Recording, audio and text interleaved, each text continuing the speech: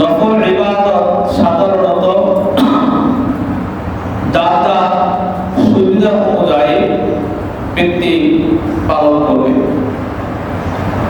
নফল যে কোনো ইবাদত, নামাজ হোক, তেলাওয়াত হোক, দরুদ পড়া হোক, জিকির আজকার হোক, এরকম নফল ইবাদত বন্দেগী গুলো বান্দা বান্দি নিজ নিজ ইচ্ছা মতো সুবিধা মতো যখন সুযোগ হবে তখন একাকী নীরবে নিভৃতে আল্লাহ তাআলার ইবাদতে মগ্ন হয়ে যাবে।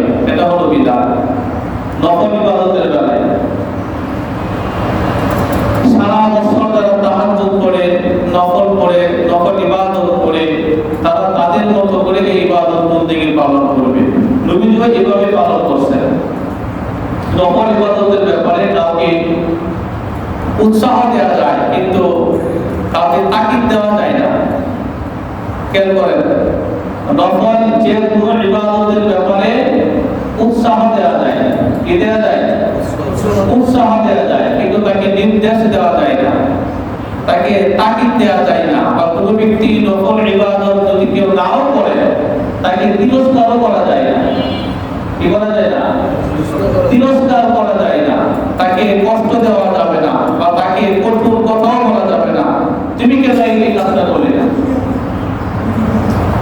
বরং নফল ইবাদত যে যত গোপনে নীরবে নিবৃত্তি করবে আল্লাহ তাআলার কাছে তার ইবাদত সবচেয়ে বেশি পছন্দনীয় ইবাদত। সুবহানাল্লাহ। নবীজি সাল্লাল্লাহু আলাইহি ওয়াসাল্লাম তাহাজ্জুদ করতেন, মানুষকে উৎসাহ দিতেন কিন্তু তাকিদ দিতেন না। কে দিতেন না? কথা বলে না, তাকিদ দিতেন না। কারো কষ্ট হবে, কারো সমস্যা হবে, কারো কাউকে কষ্ট দেওয়া নবীজি এইভাবে নফল ইবাদত করতেন না। আমাদের আয়েশা সিদ্দিকা রাদিয়াল্লাহু তাআলা আনহা বলেন যে নবীজি সারা বছরই তাহাজ্জুদ করতেন। আমার সাথে যখন থাকা নবীজি নির্দিষ্ট দিন থাকতো, আমার সাথে থাকতেন, রাতের বেলা কোন সময় উঠা নবীজি নামাজ পড়তেন, তেলাওয়াত করতেন, তাহাজ্জুদ করতেন, আমার সাথে একই সাথে ঘুমাইতেন, কিন্তু আমি টেরও পাইতাম না। সুবহানাল্লাহ। কি করতেন না নবীজি? এটা একটা ইবাদত করছে, নফল ইবাদত, কিন্তু তার স্ত্রী টেরও পাইছে না রাতের বেলা। লাইটটা দ্বারা হয়তো বুঝবো, বুঝবো না? বুঝবো।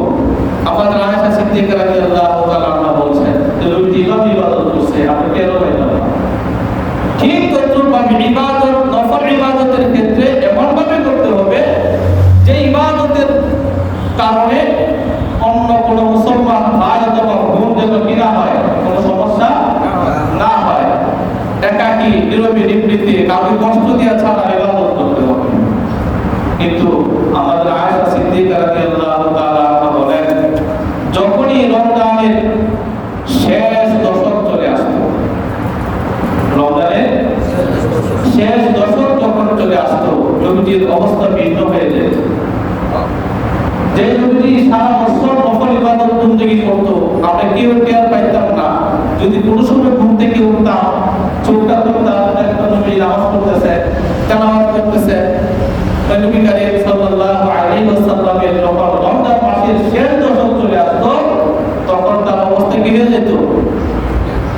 ভিন্ন হয়ে যায়। কি ভিন্ন? বলেন, কানা রাসূলুল্লাহ সাল্লাল্লাহু আলাইহি ওয়াসাল্লাম ইযা দাখালা আল-আশরু শাদ্দা মিযারাহু ওয়া আহয়া লাইলাহু ওয়া আইকাযা আহলাহু। আমাদের আয়েশা সিদ্দিকা রাদিয়াল্লাহু আনহা বলেন, যখন রমজানের শেষ দশক আসতো, নবীজি সাল্লাল্লাহু আলাইহি ওয়াসাল্লাম নিজের কোমর বাঁধতেন। আমাদের আয়েশা সিদ্দিকা রাদিয়াল্লাহু আনহা বলেন, ইযা দাখালা আল-আশরু শাদ্দা মিযারাহু, যখন রমজানের শেষ দশক চলে আসতেন, নবী করিম সাল্লাল্লাহু আলাইহি ওয়াসাল্লাম শক্ত করে তার লুঙ্গিটা বাঁধতেন। সুবহানাল্লাহ, সুবহানাল্লাহ। এটা বাড়ি গেল না, তুমি কি কাজ করতে যাবে এই জন্য না। অনেক সময় নামাজ পড়তে গেল বারবার ওঠানামা করলে রোগের সুবিধা পায়, লাগে না? হ্যাঁ, রোজ হয়ে যায়, যেন ডিস্টার্ব না হয়। নবীজি তার কোমরের বন্ধনী রোগীটা খুব শক্তভাবে বাঁধতেন। সুবহানাল্লাহ বলবেন না? ইবাদতের জন্য। ও আহিয়া লাইলাহু, এবং রাতের বেলা নবীজি জাগতেন। আহিয়া লাইলাহু ওয়া আইকাযা আহলাহু, নবীজি নিজে রাতের বেলা ঘুম থেকে জাগতেন, জায়গা ইবাদত ইবাদত তো সারা বছরই করে নবীজি রাতে ঘুম থেকে ওঠা করে কিনা আমাদের একটা কি বলছে যে সারা বছরে নবীজি রাতের বেলা উঠে কি করতো ইবাদত করতো নফল ইবাদত বন্দেগী করতো নামাজ পড়তো কোরআন তেলাওয়াত করতো জিকির আজকার করতো আমরা টেরও পাইতাম না মাঝে মাঝে ঘুম থেকে উঠলে দেখতাম নবীজি কি করতেছে নামাজ পড়তেছে ইবাদত করতেছে আমাদেরকে কোনোদিন নবীজি বলেন নাই এই আয়েশা কত ঘুমাইলে ঘুম থেকে উঠা তাহাজ্জুদ করো কোনোদিন ধমক দেয়া বলেন নাই নবীজি স্ত্রীগণকে কোনোদিন নবীজি ধমক দিয়ে বলেন নাই বা তাকিদ দিয়ে বলেন নাই সারাদিন সারা রাত শুধু ঘুমাও রাতের বেলা ওইটা তাহাজ্জুদ করতে পারো না এভাবে ধমক কোনোদিন তাহাজ্জুদের জন্য নফল ইবাদতের জন্য নবীজি কোনোদিন এভাবে দিলেন নাই তাকিদ দেন নাই তুমি নবীজি উৎসাহ দিতেন আয়েশা তাহাজ্জুদ করলে আল্লাহ খুশি হয় তাহাজ্জুদ করলে আল্লাহর সাথে বান্দার সম্পর্ক নিবিড় হয়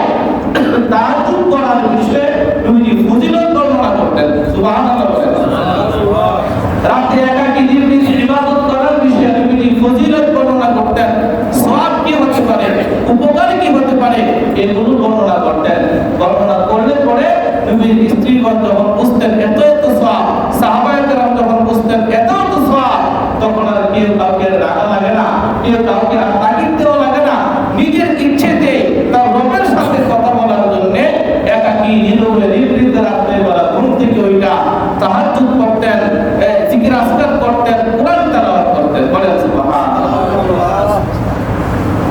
কিন্তু রমজানের বিষয়টা ভিন্ন যে মাত্র রমজানের শেষ দশক চলে আসছে আমাদের আয়েশা সিদ্দিকা রাদিয়াল্লাহু তাআলা আনহা বলেন এই রমজানের শেষ দশকে নবীজি সাল্লাল্লাহু আলাইহি ওয়াসাল্লাম নিজে রাতের বেলা ঘুম থেকে উঠতেন ওইটা ইবাদত করতেন ও আইকাযা আহলাহু নিজে শুধু উঠতেন তা নয় বরং ঘরে পরিবারে স্ত্রী যারা আছে সদস্য যারা আছে তাদেরকে ঘুম থেকে উঠাইতেন ঘুম থেকে উঠায় বলতেন রমজানের শেষ দশক চলতেছে বরকতপূর্ণ সময় রহমতপূর্ণ সময় এই সময়ে ঘুমিয়ে থাকা যাবে না ঘুম থেকে উঠো ওইটা তাহাজ্জুদ করো ঘুম থেকে উঠো নফল ইবাদত করো ঘুম থেকে উঠো জিকির আজকার করো কোরআন তেলাওয়াত করো এই শেষ দশক আল্লাহর কাছে গ্রহণযোগ্য দশক এই শেষ দশকটাকে অবহেলায় কাটায় দিও না এজন্য নবীজি নিজে ঘুম থেকে উঠতেন